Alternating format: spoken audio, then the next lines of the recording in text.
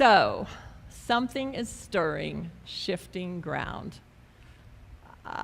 Do you feel it? It doesn't feel really good some of the time, right? It feels pretty damn awful some of the time. But what I know is what we believe in the science of mind and what I know to be true is that even when things look the worst, there is something else happening, something bigger, something just waiting to be birthed that we can't have if we keep holding on to the new old ways of doing things. So I'm of the belief that this is the time. I've said it in talks before. This is the time for us to step up. We said it in the peace announcement that we made from the United Nations. This is the time to step up. This is the time to claim who we are and to be those beacons of light in the world.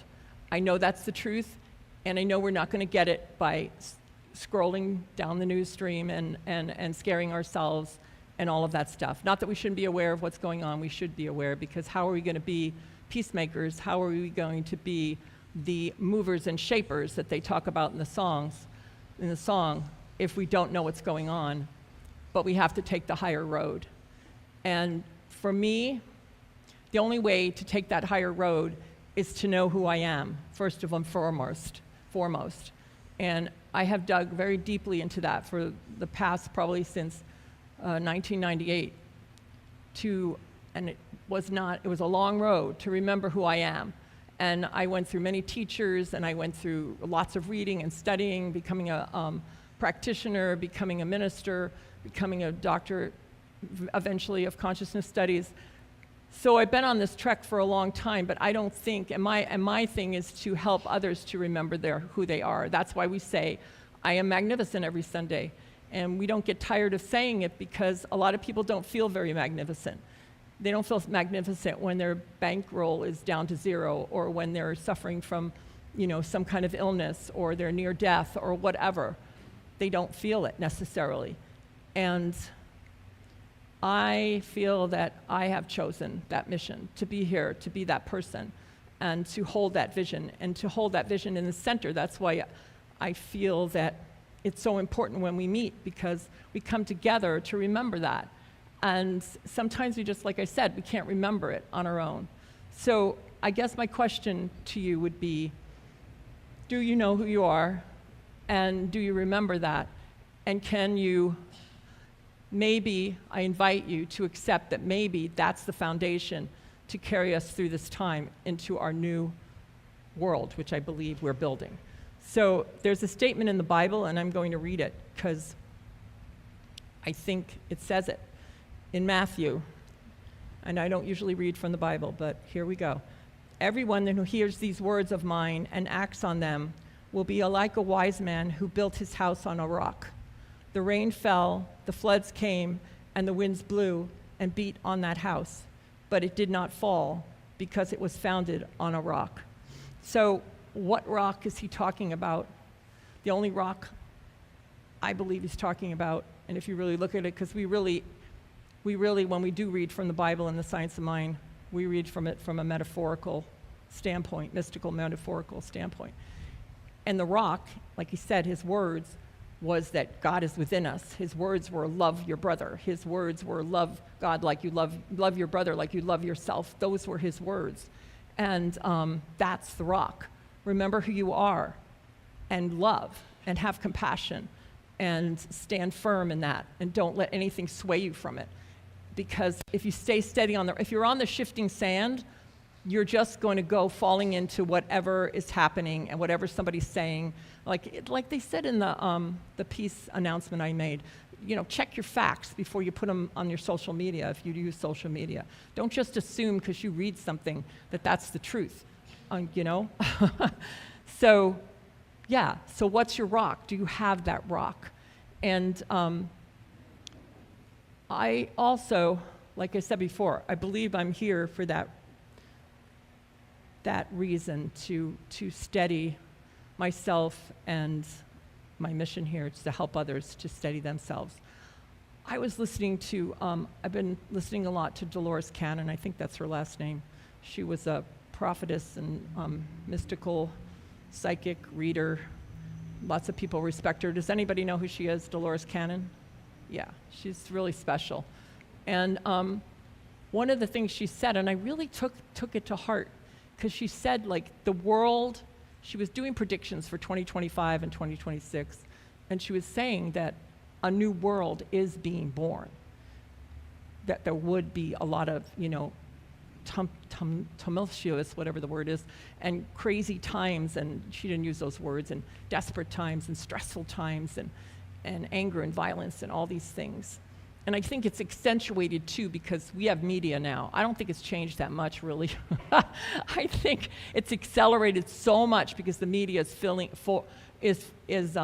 feeding into it, and therefore, it's becoming bigger and bigger and bigger, even bigger maybe than it is. But something's happening. Something is shifting ground, like the song said. Something is stirring. So Dolores said that this new earth is really actually being born. We might not recognize it at first, but there's three things and three choices we have to make. And she called them rooms that we could reside in. And they're rooms of consciousness. Jesus spoke of consciousness, right? They're rooms of consciousness. And the first one is the first room, and none of it's bad or good. It's just is. It's not like, oh, I'm better than you, and you're in this room, and I'm in this, and you're in heaven, and I'm not. It's not about that. It's about what we choose to embrace in consciousness. And the first room she talked about was the room of fear, the room of stress, the room of buying into, what's happening in the conditional world, the disease, the wars, the famine, the whatever, buying into that as really creating fear and stress in your life. And some people choose to live there. They choose to live in that realm of consciousness where they're afraid all the time and they're stressed. I've met plenty of them myself, where they just can't understand what's going on, and you're freaking out and you're trying to help them, but they just are choosing that. If you understood it was a choice and it's not bad or good, it's just a choice of how they want to continue. And it's also not a trap, because they don't have to stay there. They can change in any second. They can change in any moment that they decide to do so. So that was the one room. The second room was an interesting room. It was the paradistical room, like the room of everything is just so wonderful. And I'm living in that room. I don't have to fight anymore to have my dreams come true. They just easily unfold because I don't know if you've noticed it, but right now when you think something, it pretty much materializes pretty quickly.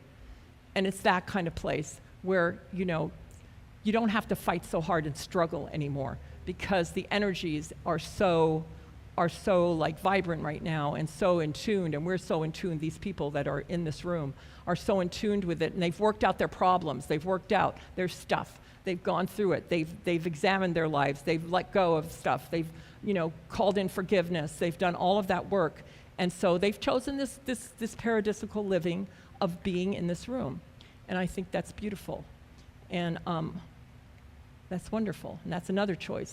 The third choice was the one that interested me very much. It was those of us who have done the work, could be in the paradisical room and stay there and enjoy our lives to the fullest and all of that. But for whatever reason, we've chose to be the birthers of the new earth. We've chose to be those who get in the trenches and are really there to help people. And I know there's a lot of people in this congregation that are those people. The ones that just are that's their passion, that's what they want to do, and they're here. They could go over here and just rest a bit, and maybe they do, but for the most part, their consciousness is in this other place. So I think that's good, but the thing to know is that, and in our teaching, we teach this, that it's all a choice. It's all rooms of consciousness. It's not a place. We're not going to go up and sit on a cloud. I mean, we might. I don't know that much about that part of it, but maybe we will sit on a cloud. I don't know. But what I'm saying, it's, I don't know if I could sit on a cloud for very long. Anyway, but they're all rooms of consciousness. And we all have the choice of which room we want to live in. Even if we're suffering, and even if we're having issues of some sort, or disease, or financial disaster, or whatever it is, or, we could still choose one of these rooms to be in. And maybe we move from room to room. I don't know. We could. I've dipped into the first room of fear plenty of times, but I don't like to stay there. So I move myself out of it because I know it's not serving me. So, yeah. So I just know that it is a choice. And in quantum science, we have something called superposition. It means that everything is happening at once. Everything, particles, waves, choices, they're all there for us. It's all happening at once. But nothing grounds for us or concretizes until we catch it and decide that that's the way we want to live our life. So it's not about what's happening.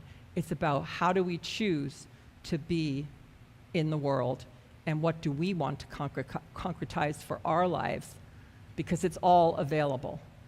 And that's really powerful. That's one of the most powerful things for me about quantum science, is that superposition idea, that everything is happening at once, and we get it's the thing. I think I said it last week. You throw the coin up in the air, and it's both heads and tails at the same time until you catch it, and then it's heads or tails.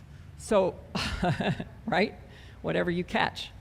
So I'm going to close with this quote, if I can find it. Hopefully I have it. Oh, you got to be kidding. It wasn't meant to be read. Oh, here it is. Because it's an important person. How come it's not in my notes? I don't care. I might have to paraphrase it, and I will paraphrase it. Oh, here it is. It was highlighted in yellow, and I didn't even see it. Okay. So it's by a very amazing person who lived through probably one of the most horrible times in history. And I know you know who I'm talking about. Viktor Frankl, who wrote, Search for Meaning and many other things, and survived the Holocaust. And he said, and I mean everything was taken from him, everything. He said, everything can be taken from a man but one thing, the last of human freedoms, to choose one's attitude in any given set of circumstances, to choose one's own way. So I think that just says it perfect, and we are the movers, we are the shapers, and we get to choose what kind of movers and what kind of shapers we want to be. So thank you.